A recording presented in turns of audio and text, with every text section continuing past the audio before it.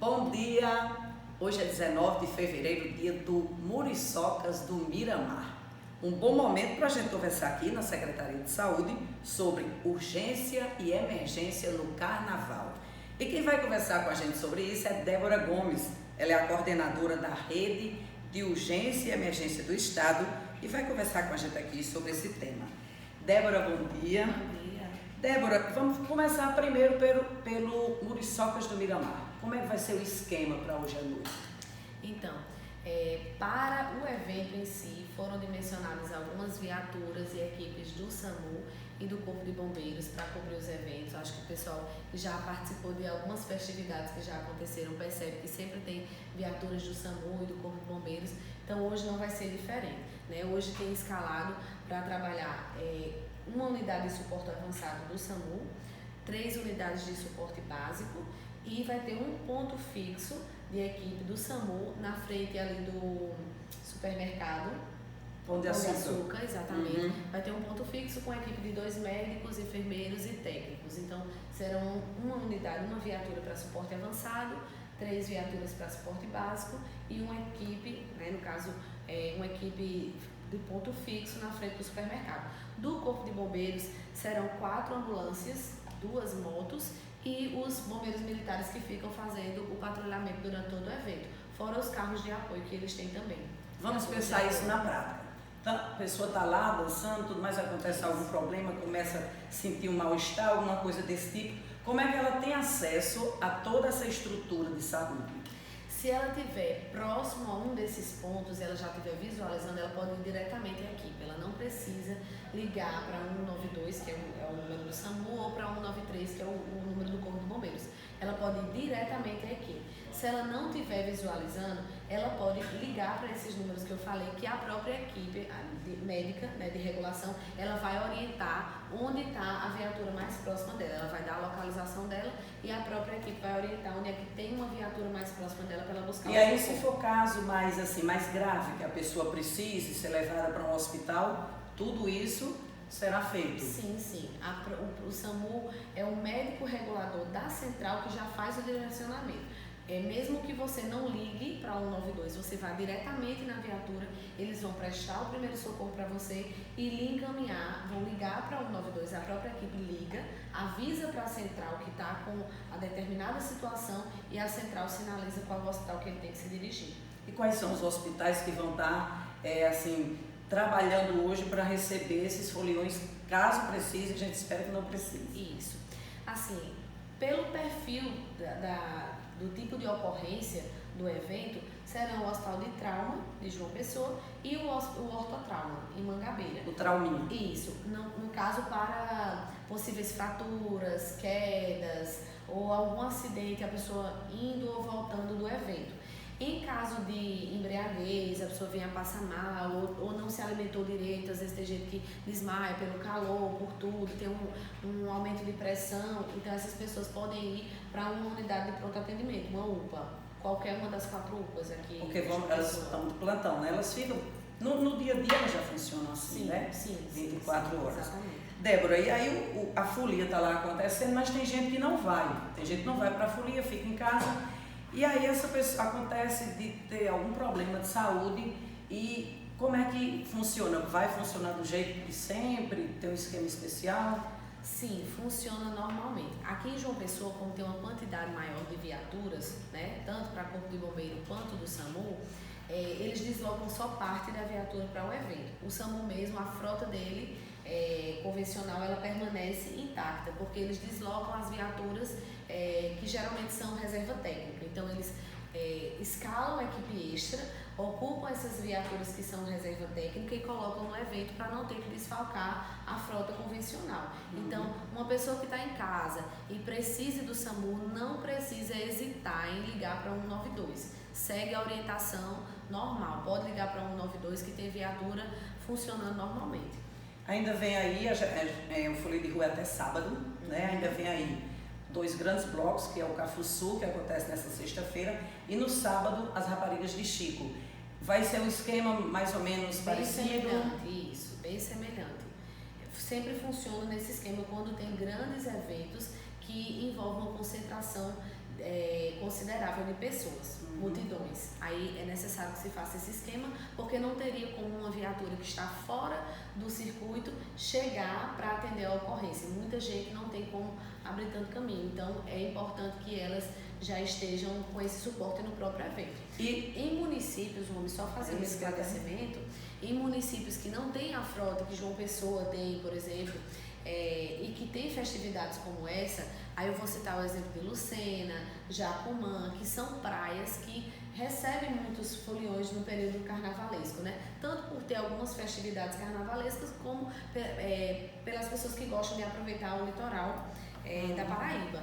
Então, nessas situações, tem menos viatura no município, então é a própria viatura do SAMU que vai para lá, para o evento, e fica em QAP. QAP, que a gente diz, é um códigozinho para dizer que o serviço está em alerta, então ele fica em QAP fora da base, ele não fica no local onde ele geralmente fica, que a gente chama de base, ele fica no evento, mas ele está em alerta para toda e qualquer situação que aparecer dentro ou fora do evento. Então, a pessoa que mora em Lucena ou está passando esse período de festividades em Lucena, mas não está no evento, não tem que se preocupar. Liga para 192, para 193, que é o número do Corpo de Bombeiros, e ele vai ser atendido do mesmo jeito. No restante do estado, né, lá para o Sertão, Cajazeiras, Coremos, eu não sei se Coremos ainda tem o carnaval molhado, o esquema também segue para lá? Segue nesse formato que eu estou dizendo de municípios que têm poucas viaturas. A viatura fica no evento, mas em alerta para qualquer ocorrência que venha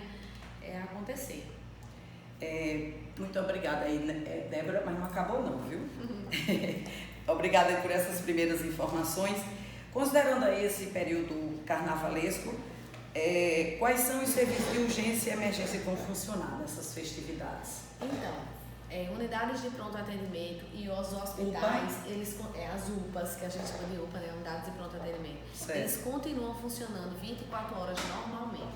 O único serviço de pequenas urgências que fecha durante o período carnavalesco, por ser feriado, são os PSFs, né? Muita gente não sabe que os PSFs compõem a rede de urgência e emergência, mas eles fazem parte para dar acesso a pequenas urgências. É uma febre, uma dor de garganta, essas situações mais amenas, elas podem ser sanadas na própria unidade básica de saúde. Agora, isso de segunda a sexta, no horário... De segunda a sexta em horário comercial, né? Durante a noite, feriado, não funciona? Não. Durante a noite tem um projeto, né? O governo federal tem sinalizado a intenção de as unidades básicas de saúde, os PSFs, eles funcionarem no período noturno, mas por enquanto na Paraíba não tem nenhum PSF funcionando nesse horário. Você coordena a rede de urgência e emergência na Paraíba, do estado.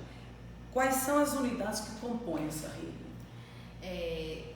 As unidades básicas de saúde, os serviços que compõem a rede são as unidades básicas de saúde, as unidades de pronto atendimento, o serviço de atendimento móvel de urgência, que é o SAMU, né, os serviços hospitalares e os serviços de atenção domiciliar também compõem a rede de urgência e emergência, né, com a finalidade de o paciente ser deshospitalizado, conseguir ter alta hospitalar, mas ainda receber cuidados médicos e de enfermagem e de outros profissionais que ele necessitar no ambiente domiciliar. Que aí no ambiente domiciliar ele está menos suscetível a infecções hospitalares e ele pode concluir o processo de recuperação dele sem maiores riscos. Débora, eu vou fazer uma pergunta que eu acho que todo mundo faz.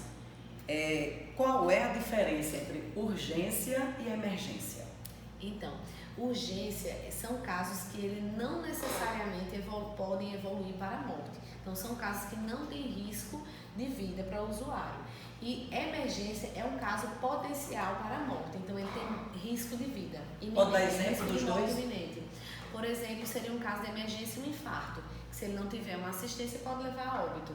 E seria um exemplo de urgência, uma fratura que não seja exposta. Fratura exposta a gente já classificaria como emergência, porque pode ter tido ruptura de vaso, pode perder sangue e o paciente pode evoluir para a morte. Mas uma fratura convencional que não seja exposta, ela se encaixaria como uma urgência. Nas UPAs, o atendimento é de urgência ou de emergência?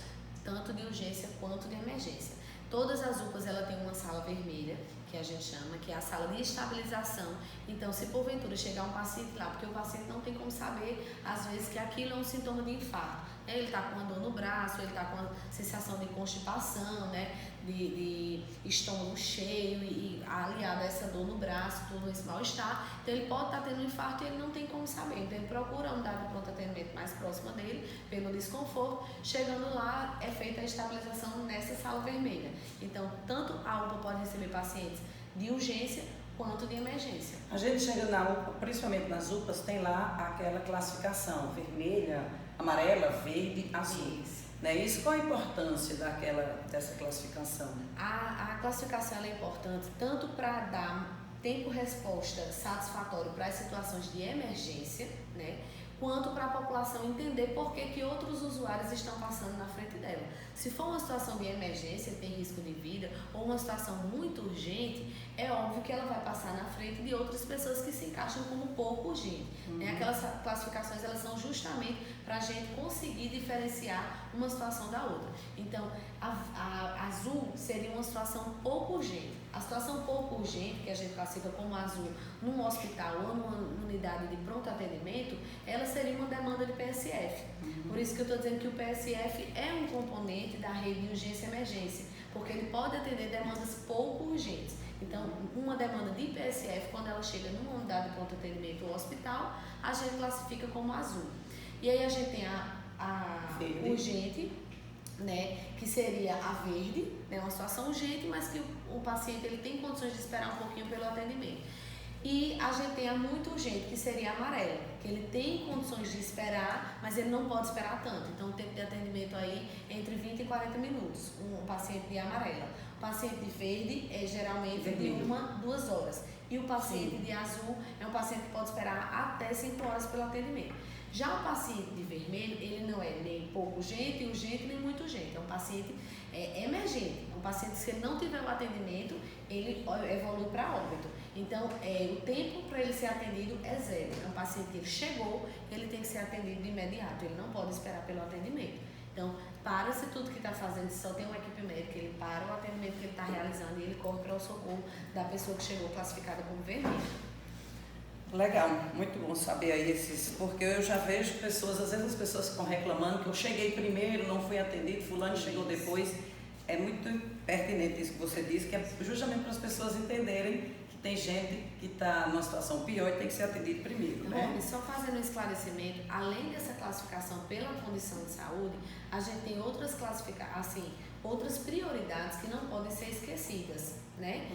Por exemplo, gestantes, idoso, porque tem um estatuto do idoso que não pode ser ignorado. Então, se eu tenho uma pessoa classificada como amarela, que ela tem é um adulto jovem, e eu tenho uma pessoa classificada como amarelo e se trata de um idoso, o idoso ele vai ser atendido primeiro. Então, as pessoas não podem esquecer dessas outras prioridades. E não é só aquele problema naquele momento, exatamente, né? Crianças com febre também, porque tem o estatuto da criança e do adolescente. Então, eles precisam ser atendidos antes, certo? Então, se chegar um adulto jovem com febre, uma criança com febre, provavelmente a criança ela vai ser atendida antes. Vamos voltar aqui um pouquinho para o carnaval, antes da gente terminar. Sim. Quais são os cuidados que os foliões devem ter para evitar acidentes nesse período?